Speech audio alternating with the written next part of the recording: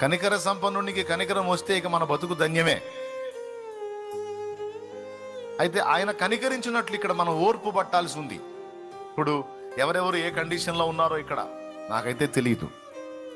ఎవరు ఎలాంటి పరిస్థితులు ఎదుర్కొంటున్నారో, ఎవరు ఏ విషయాల్లో సఫర్ అవుతున్నారో, ఎవరు ఏ విషయాల్లో నలిగిపోతున్నారో, నువ్వు తృణీకరించబడుతున్నావో, అవమానపరచబడుతున్నావో, నిందలు మోస్తున్నావో, నలుగురి మధ్య నవ్వుల పాలై ఉన్నావో, ఏ విధమైన గుండె కోత నువ్వు కలిగి ఉన్నావో నాకైతే తెలియదు. నీకు తెలుసు.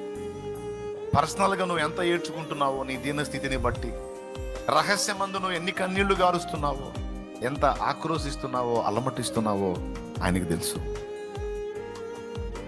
ఇక్కడ గమనించాల్సింది ఏంటంటే, అన్యాయం అయిపోతున్న నిన్ను దేవుడు గమనిస్తున్నాడు. నీకు జరిగిన అన్యాయానికి కారకులు ఎవరో కూడా చూస్తున్నాడు. రెండు చూస్తున్నాడు.